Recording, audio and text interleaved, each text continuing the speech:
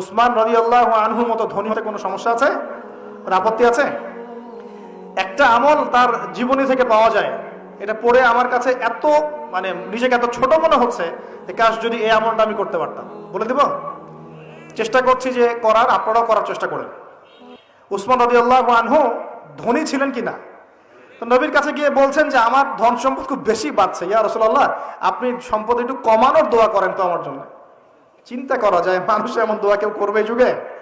আচ্ছা, নবী সাল্লাল্লাহু আলাইহি ওয়াসাল্লাম বললেন তুমি উটের পিঠে, গাধার পিঠে খাওয়া দাওয়া করো, ঠিক আছে, খাওয়া দাওয়া করো। তো তিনি খাওয়া দাওয়া করেন। এখন কয়দিন পরে, কয়দিন বলতে কতদিন আল্লাহ ভালো জানেন, তিনি এসে বলছেন ইয়া রাসূলুল্লাহ আমার তো সম্পদ আরো আগের চেয়ে বাড়তেছে, দেখি আপনি কি দোয়া করলেন, সম্পদ তো আরো বাড়া শুরু করেছে এখন। তখন তিনি বলছেন যে তুমি যখন খাও তখন তোমার হাত থেকে যদি খাবার পড়ে যায় তুমি কি করো?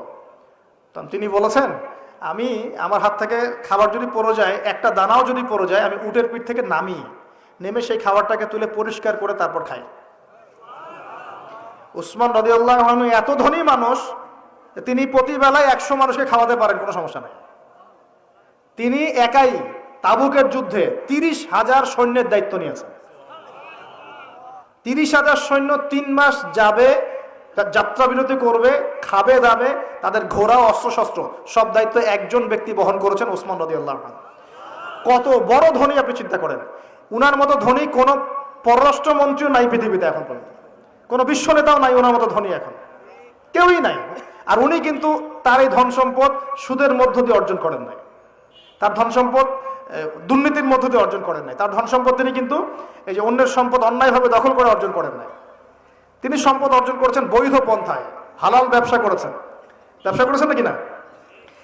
এই যে আমল, তখন নবীজি বলছেন যে তোমার আমল যদি এমনই হয় তাহলে তোমাকে আল্লাহ পাক সম্পদ দিবে না, কাকে সম্পদ দিবে? তুমি আল্লাহ পাকের যে সম্পদ, রিজিকের যে শুকরিয়া আদায় করো, কৃতজ্ঞতা প্রকাশ করো যে আল্লাহ আমাকে ভালোবেসে রিজিকটা দিয়েছেন, আমার হাত থেকে পড়ে গেছে, আমি তুলে খাই। এই যে আল্লাহ পাকের নেয়ামতের প্রতি তোমার যে শ্রদ্ধা, যে সম্মান, এর শুকরিয়া স্বরূপে আল্লাহ পাক তোমাকে এরকম সচ্ছল বানায় দিচ্ছেন, আপনি কিছু করার নাই। তো উসমান রাদিয়াল্লাহু আনহুর মতো ধনী হতে কোনো সমস্যা আছে? তিনি কৃপণ ছিলেন না, তিনি আল্লাহ পাকের নেয়ামতের শুকরগুজার ছিলেন। ভুল ব্যাখ্যা নিবেন না, তিনি আল্লাহ পাকের নেয়ামতের শুকরগুজার ছিলেন। আমরা আল্লাহ পাকের নেয়ামতের শুকরিয়া আদায় করবো ইনশাআল্লাহ, এবং যা রিজিক আল্লাহ আমাদেরকে দিয়েছেন এতে সন্তুষ্ট থাকবো ইনশাআল্লাহ, এবং হালালভাবে চলার চেষ্টা করব। আল্লাহ পাক আমাদেরকে ধন দিলে সেই ধন সম্পদ যতটুকু আমার পরিবারের জন্য প্রয়োজন, বাড়তিগুলো আমরা আল্লাহর পথে দান সাদাকা করবো ইনশাআল্লাহ তাআলা। আল্লাহ পাক আমাদের সবাইকে আল্লাহর রাস্তায় দান করার তৌফিক এনায়েত করুন, আমিন।